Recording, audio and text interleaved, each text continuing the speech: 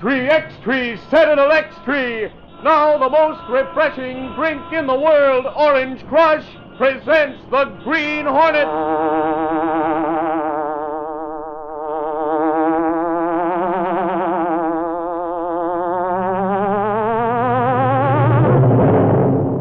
He hunts the biggest of all game, public enemies who try to destroy our America.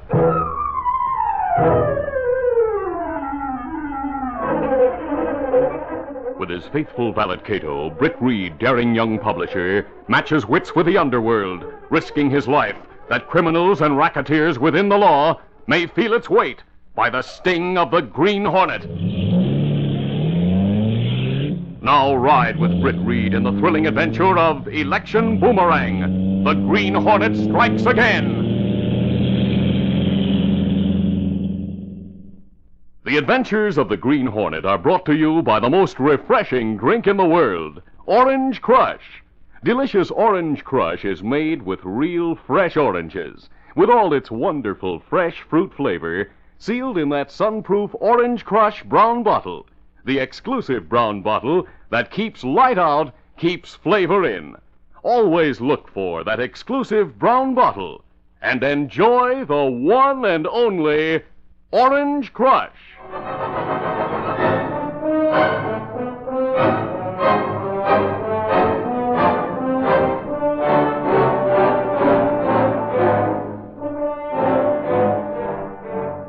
Political czar Craig Redland's candidate for the top local office, county commissioner, was James McLean.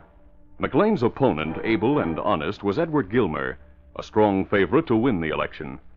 McLean's campaign manager, Charlie Rogers, was gloomy, but Craig Redland reassured him. Oh, Charlie, don't worry. McLean will win easily. Boss, this is one time you're wrong. He hasn't a chance. Don't kid yourself. The Green Hornet will elect him. The Green Hornet? What are you talking about? Charlie, 2 days from now, the Green Hornet's going to come out against McLean and in favor of Gilmer. He'll bomb our campaign headquarters. What? He'll try to intimidate editors and backers of McLean. And he'll threaten to kill McLean. And me. Great day, boss. You mean he's actually going to do those things? Oh, not actually, but the public will think it's the Green Hornet who's doing them. Instead, it'll be some of my boys who'll cause all the trouble, making the voters think it's the Green Hornet. He'll give McLean an awful time. I think I see what you have in mind. You'll create sympathy for McLean by having the Green Hornet persecute him, eh? Yes, and I'll implicate Gilmer with the Hornet while I do it. They'll resent a criminal like the Green Hornet working on Gilmer's side. So, in protest, they'll elect McLean. That's terrific, boss. Yes, I think it is myself. And Charlie, with McLean in office, I'll milk $1 million out of the county treasury. I'll be riding the gravy train. You'll need a good man to handle the Green Hornet angle, though. Who's it going to be? Well, Pete Sterling, who else? He'll be here at midnight tonight. I'll go over all my plans with him. Tell him exactly what to do. Yes, sir. Pete Sterling's the man.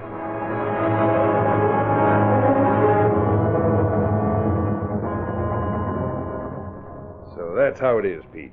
I've had fake masks and seals made, and you'll fix your souped-up car to look like the Black Beauty. When do you want me to start? Day after tomorrow. Or, I should say, the night after tomorrow. I'll be ready, Pete. Sure. 4 persons shared the knowledge that Britt Reed, young publisher of the Daily Sentinel, was the Green Hornet. They were Reed's father, his valet Cato, Police Commissioner Higgins, and Reed's secretary, lovely Lenore Case. There was a puzzled frown on Miss Case's face when she entered Reed's private office 2 mornings later, holding a special delivery letter which had arrived just a few minutes before. Mr. Reed, this wasn't marked personal, so I opened it. But I haven't read it yet because, I saw the way it was signed first. Look at it, Mr. Reed, the signature part first. Great Scott, that looks like... Yes, sir. The seal of the Green Hornet. Oh, wait till I read this.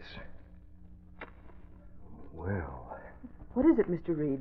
The work of some crank? I suppose so. You'd have an idea from the wording that I'm supposed to think it's legitimate. Really? Now, here, you read it yourself, Miss Case. It congratulates me because the Sentinel's backing Edward Gilmer for county commissioner. It tells me also that the Green Hornet will punish Jim McLean for opposing Gilmer. Reed, there you are. Hi, Casey. Good morning, Michael. Axford, what's the idea? Busting in like this? Well, Casey wasn't outside to let me in. And besides, what I've got to tell you is too important to wait. All right. What is it that's so important? It's the Green Hornet, Reed, that's what. He's just thrown himself kerplop right into the middle of the election campaign. He has? How? Well, my assignment this morning was just the usual one of stopping by McLean's and Gilmer's headquarters to learn what might be stirring. Well, things sure were stirring at Gilmer's place. Don't tell me the Green Hornet was there. No, but they received a letter from the scallywag. He called McLean a few names and told him to pull out and leave the election clear for Gilmer. Because if McLean didn't quit, it said, he'd end up dead or in the hospital. Well, did the Green Hornet give a reason for his threat? But he didn't have to. It's as plain as the nose in your face what the reason is. Gilmer and the Green Hornet are in cahoots. They want to rob the public, and they're afraid McLean will get elected. Michael, that's absurd. Why, Edward Gilmer's an honest man. Here, pardon me. Mr. Reed's office? Oh, yes, Commissioner. He's right here. It's Commissioner Higgins. Oh, thank you, Miss Case. Hello, Commissioner. Yes, I did. Axford just told me about the letter McLean received. That's probably the work of some crackpot. This is the season for them before election. The Green Hornet's no crackpot. He's a menace and menace. You have the letter in your office, huh? No, thank you. I don't care to see it. I received a supposed Green Hornet letter myself this morning. Glory be, Casey. You didn't tell me that. It just came in. I'll show it to you when I meet you at dinner tonight. Let's dine at the Gourmet, shall we? It's directly opposite McLean's headquarters. We'll drop in and see McLean after we've eaten.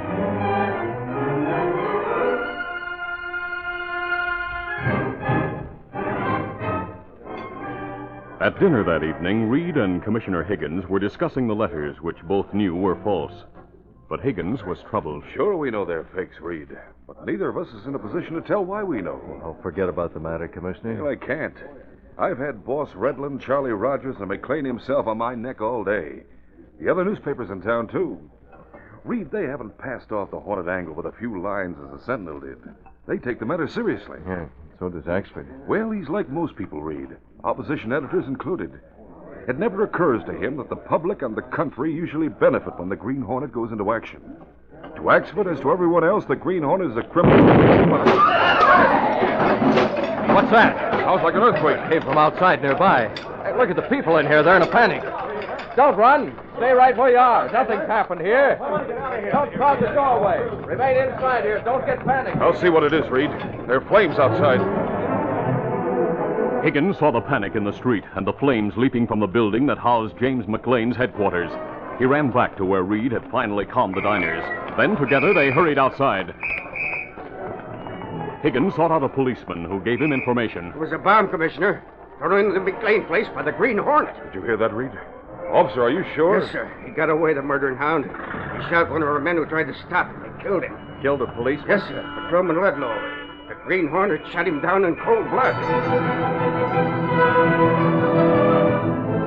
Within a matter of minutes, network and local radio programs were interrupted by bulletins announcing the explosion and murder.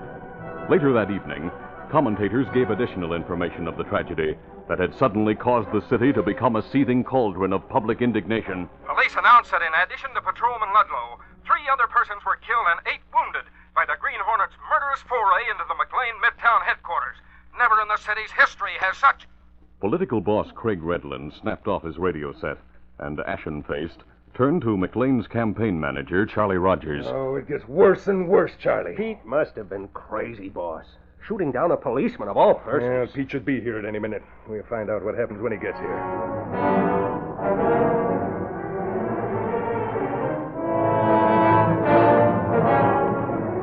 When Pete Sterling arrived later, he had no sense of guilt. It was the cop's fault. When I threw the bomb, he came running from nowhere shooting at me. I shot back.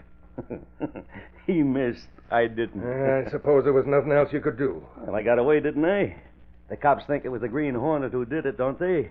So what's the beef? You killed 3 of our party workers. So they were unlucky. The boss will send them flowers. Yes, I'll send them flowers. Pete, whether you meant to or not, you fouled up my plans. But you did get results. Sure I did. So what's going to be different? Well, I'll decide tomorrow, after we have the complete reaction to what happened this evening. Okay. I'll call you tomorrow night, Pete. And from now on, all our contacts will be by phone. What are you going to do, boss? You read the papers tomorrow afternoon. I'm going to police headquarters in the morning and see the commissioner.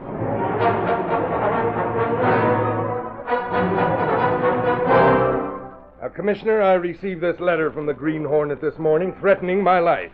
He says he'll kill me if I don't make McLean quit the race. I read the letter, Mr. Redland. Well, I demand that you arrest Gilmer, Commissioner. He and the Green Hornet have plans to take over the county treasury if McLean quits. And if they do, they'll steal the people blind. Those are your thoughts, Mr. Redland. All I'm concerned with now is trying to catch a mass murderer. We're convinced that the killer last night wasn't really the Green Hornet. The car wasn't the same as his. Nor are the seals on your letter the same as those on the Green Hornet letters in our file. Now, see here, Commissioner. You've heard witnesses who saw the bombing and murder last night. They agree it was the Green Hornet who committed both. Yes, Now, but... hear me out. In this letter I received, the Green Hornet admits it was he who did those things last night. He threatens my life. I'll give you a 24-hour-a-day police guard, Mr. Redland. Mr. McLean will get the same. Oh, but Gilmer will be free to meet secretly with his partner, the Green Hornet, You refuse to arrest him and get to the bottom of this matter.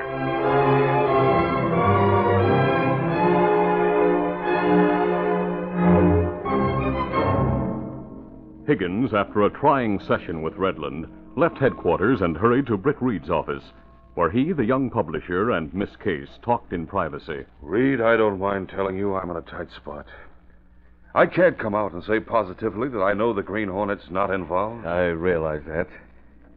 Commissioner, the more I think of what's happened, and the more I think of Redland's actions in past years, the more I'm inclined to believe this entire situation was created to cause Gilmer's withdrawal, so McLean can win in a walkover. Hey, you may have something there. Redland showed absolutely no concern about the persons who were murdered last night. His entire talk was about the political aspects and the outrage against McLean. Well, that's the way his statement to the newspapers read, too. He seemed more concerned with having Mr. Gilmer withdraw from the race. He wanted me to arrest Gilmer. Which would almost certainly cause Gilmer to resign or be removed from his ticket. Right.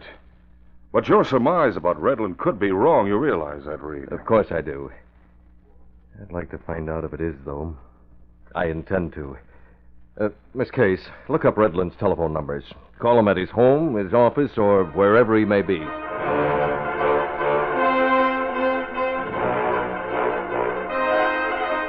While Miss Case made a series of telephone calls trying to locate Craig Redland, Britt Reed talked in low tones with Commissioner Higgins. Finally, Miss Case completed her efforts. That was Mr. Redland's home again, Mr. Reed. He hasn't returned yet, and I can't locate him anywhere else. Oh, who's that on the other end of the phone now? Mr. Rogers, he said his name was. Oh, that's McLean's campaign manager. Mr. Rogers said he was expecting to hear from Mr. Redland, and he'll have Mr. Redland call you when he gets in. Good. I'll wait till I hear from him.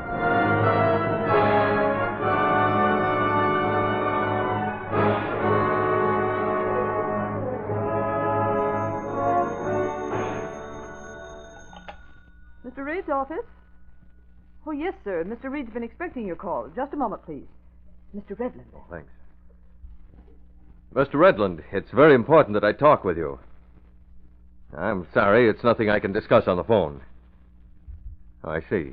Well, that'll be all right. Hey, Reed, did you hear the... Quiet, Michael. Mr. Reed's talking. Well, I'll drive out to your place then, Mr. Redland. I'll be there about 8:30. Goodbye. Reed, Gilmer's finished. McLean's going to be elected. You're sure of that, Axford? Positive. People are phoning and sending telegrams. All demanded him to withdraw. Him being a pal of the Green Hornets is something decent people can't stand. Reed, where are you going? I'm leaving for the night. Good night, Axford. Good night, Miss Case. Good night, Mr. Reed. Say, Reed, don't you want me to go with you to see Redland? I know how to handle these interviews. No, Axford, I'll do this alone. Suppose you go to police headquarters. If I need your help, I'll call you there.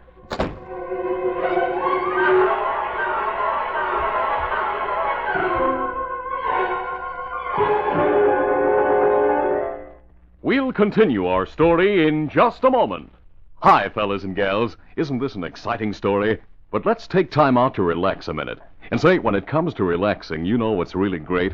It's a drink of ice-cold, delicious Orange Crush. That delightful, tangy Orange Crush flavor is so wonderfully refreshing. You can taste the sunny, ripened goodness of fresh California oranges. Orange Crush is made from real oranges. Yes, the finest, juiciest, tree-ripened oranges in all California. There's nothing artificial about Orange Crush. No artificial flavoring, no artificial coloring. That golden fresh fruit orange crush goodness is nature's, and nature's alone. That's why you can drink all you want of delicious orange crush. It's good for you, really nourishing. And that's something you want to tell your mom. Tell her you like orange crush. Tell her to keep the refrigerator stocked up with orange crush all the time. She can pick it up at her grocer's in a 6-bottle handy pack. And let me tell you something important. Whenever you or Mom go to buy orange crush, make sure you get the real thing. Don't just say orange. Say, I want orange crush. There's no other drink so good. No other drink in the whole world with the same luscious fresh fruit flavor. You'll recognize orange crush by its famous crinkly brown bottle, the sunproof bottle that keeps sunlight out and keeps the flavor in. So always ask for and be sure you get genuine orange crush. That's ORANGECRUSH, orange crush. Now back to the Green Hornet.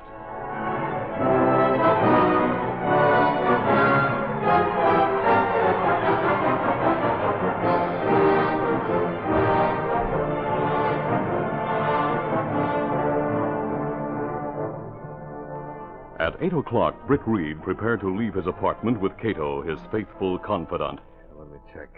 I have my mask in this pocket. My gas gun in this.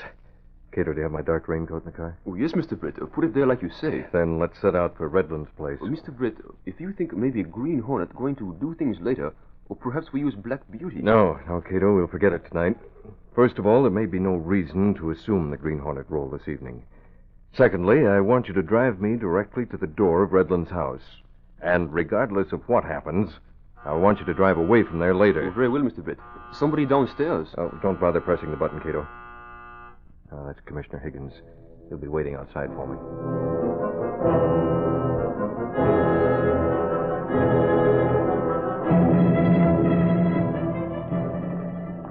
Commissioner Higgins, whose car was parked a short distance away from the house, was waiting in front of the apartment building when Reed emerged. The conversation between the two men was brief. Higgins concluded. And 5 minutes after you get to Redland's place, I'll arrange to drive up and talk to the policeman I placed on guard in front of the main entrance to the grounds. Oh, that'll be perfect. I hope you don't mind doing this, Commissioner. Reed, I've never been more concerned in solving a crime in all my life. I'll do anything to get at the truth. I feel the same way.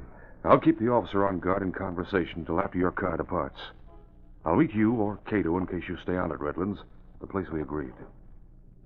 Good luck, Reed. Yeah, for both of us, Commissioner. All right, Cato.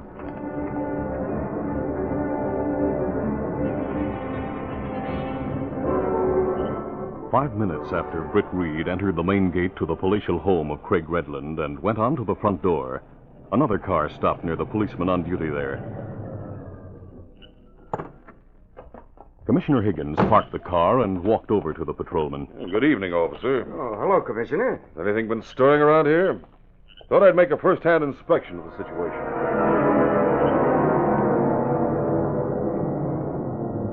Inside the house, Brick Reed had wasted no time in getting to the point, a point that had Craig Redland's face flushed. While Charlie Rogers stood beside Redland and listened, Reed repeated the theories he had outlined to Commissioner Higgins earlier that day, and ended. And Redland, because I want to see justice in every sense of the word, I refuse to use the Daily Sentinel columns to demand Edward Gilmer's withdrawal from the race. You mean to say you don't believe the Green Hornet did this thing last night? That's my belief, yes. I told you why. I went to police headquarters and went over the evidence they have there. For one thing, in all the crimes he's been accused of, the Green Hornet has never resorted to murder. Well, there's always a first time. The way you talk, Reed, you'd think I staged that incident last night. Did I sound that way? You most certainly did. Well, Mr. Redland, I wanted to tell you face to face why the Daily Sentinel didn't publish your statement today. We're opposed to libel.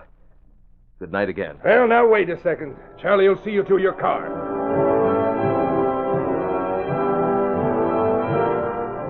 Charlie Rogers escorted Reed to his automobile and watched it disappear down the landscape path that led to the main gate.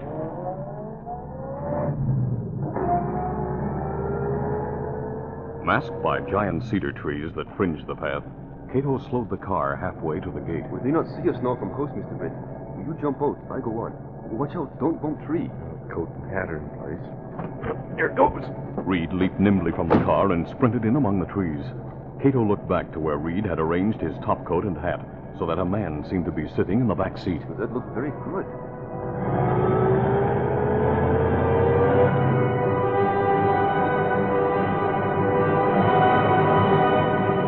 Outside the estate, Commissioner Higgins had maneuvered the policeman on guard to a spot about 10 yards from the gate.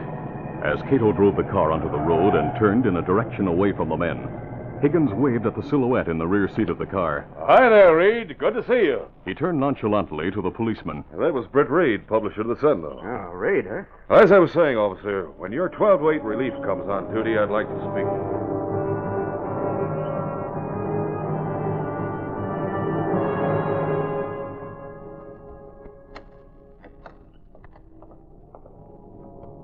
At that moment, Britt Reed, in the mask of the Green Hornet and wearing a dark raincoat, used his special key to gain admittance to the Redland house by way of a side door. He heard Redland's voice in the study, and stealthily he made his way along the dimly lit hall and entered the room next to the study. He hurried across the dark and empty room and placed his ear against the sliding doors that separated the two rooms. In his study, an angry and nervous Craig Redland checked over a series of addresses before him. Then he returned to the outburst he had started after Charlie Rogers had returned from seeing Reed to his car. Smug look on Reed's face made me want to hit him right in the jaw. He's a smarter fella than most people give him credit for being, boss. He guessed right off the bat that it wasn't the Green Hornet last night. Higgins was much the same way. You know I'd like to have Pete take care of both of those smart guys. Well, why don't you, boss? And make it look as if the Green Hornet did the job. Yes, perhaps that's what I'll do. But first I'll see if I can make this Green Hornet plan of mine go over. Why do you want these lists of our ward and precinct headquarters? Because I'm about to call Pete Sterling. Tell him to have those places blown to kingdom come. There'll be a note from the Green Hornet left at each of the bombed places. And they'll include Gilmer for sure. Now, Charlie, hand me the phone. Here you are, boy. Thanks. I'll settle this thing once and for all. Who do they think they're playing with, kids? Huh. Yes, Pete. Now listen. Were all your men there? Then where are they? Well, give me the addresses. 1085 Intervale Avenue. Remember that, Charlie. I have it, boys. Now, Pete, you and your boys are going into high gear tonight. I want some of the McLean headquarters blown up. Charlie will bring your men to the addresses of the places. And he'll also bring them Green Hornet notes to be left near the places they bomb. Oh, Charlie, get me blank letterheads and Green Hornet seals from the desk. Right away, boy. Now, Pete, get in touch with your boys. Tell them Charlie will give them instructions. He'll leave here in a few minutes. You, I want you to come here within an hour. Right. Now, listen. You have that gun you used on the cop last night. All right, bring it along with you. Don't ask questions. Just do as I say. Goodbye. Here you are, boys. Are you going to write the Green Hornet notes now? Yes. Take them with a list of addresses to the hideout. I'll call you there after Pete gets here. What's he going to do here? I'm not telling you, Charlie. But I promise you this. It'll make Britt Reed and Commissioner Higgins look like fools. The Green Hornet had heard everything that was said. He made his way to the rear door of the house. When the sound of Roger's departing car had faded, he let himself out the door, plunged into the underbrush, and ran out onto a back road, heading for the place where he'd arranged to meet Cato and Commissioner Higgins. Britt Reed, without the Green Hornet's mask and carrying his black raincoat, arrived at the spot where Commissioner Higgins and Cato waited, cars parked near to each other. Reed, you've come sooner than I expected. Did you learn anything? Everything, Commissioner. Listen. Reed repeated all he had heard. Higgins was astounded. Why, Reed, this means the entire case is right in our hands, all sewed up. Yes. This Pete Sterling, who's due at Redland's place, is bringing the gun he used last night. But why? Well, that's something you must learn for yourself, Commissioner. Cato and I are returning home, but I left the rear door of Redland's house open. Now, if you summon your police here and enter without Redland's hearing you, chances are you'll learn whatever else there is to know. This is a good thing. I'm very glad for sake of Green Hornet. And for Edward Gilmer's sake, too, Cato. What's the address where Rogers is heading? 1085 Intervale Avenue. Way on the outskirts. I'll call headquarters and tell them to get men out there, ready to take over the place after Rogers gets there. Then I'll have a squad come here, and we'll work our way into the Redland house.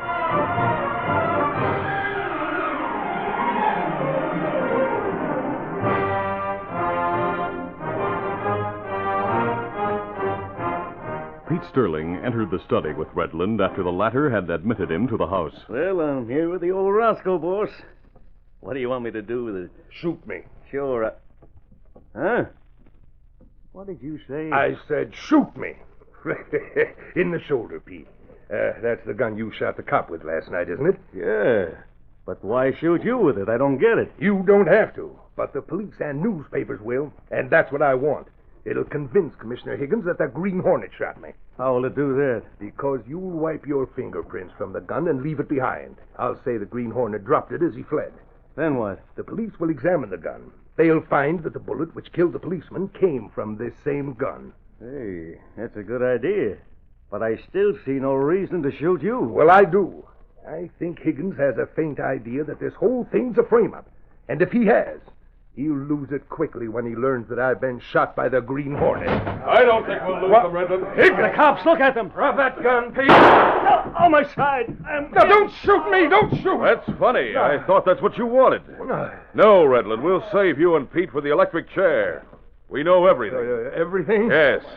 Take care of that fellow on the floor, Sergeant. Then call an ambulance. Have 3 men go to the hospital with him. Yes, sir. Redland, suppose you come along quietly.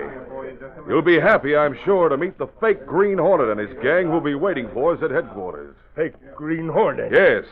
We received a radio message a few minutes ago that your gang and Charlie Rogers had been arrested. That's right. It came over the police radio, the squad car that brought me here with the cops from headquarters. They found his gang and a car that was fake to look like the Hornets. And fake seals, too. They found everything but the real Hornet himself. Just how did you learn all these things, Commissioner? I received the information most mysteriously. From a voice that said he was the real Green Hornet. I took the tip he gave me and... Well, he must have been smarter than you thought, Redland. Yes. Where's Briss Reed? Didn't he come here tonight? Reed! He left here more than an hour ago. It was his riding me that caused me to attempt these things tonight. He's the so-and-so who got me into this mess. Did he know? That's funny. I thought Higgins said it was the Green Hornet.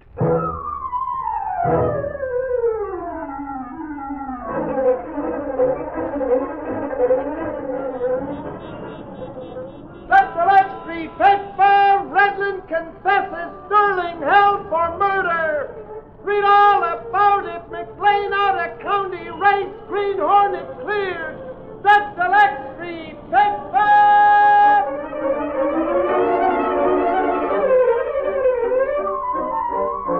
That's the Green Hornet story for today.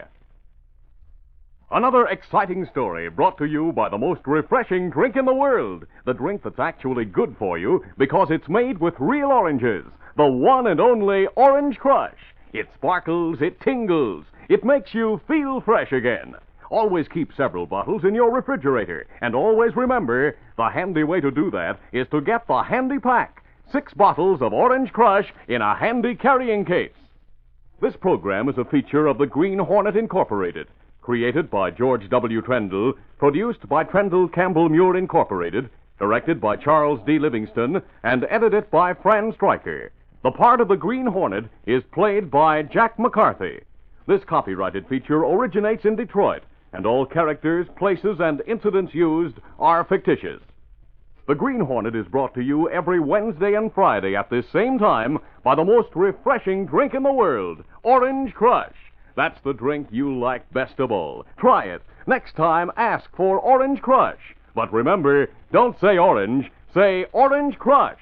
ORANGECRUSH. Orange Crush. Next Friday, listen to the Green Hornet again in the exciting story of danger entitled The Proof of Treason.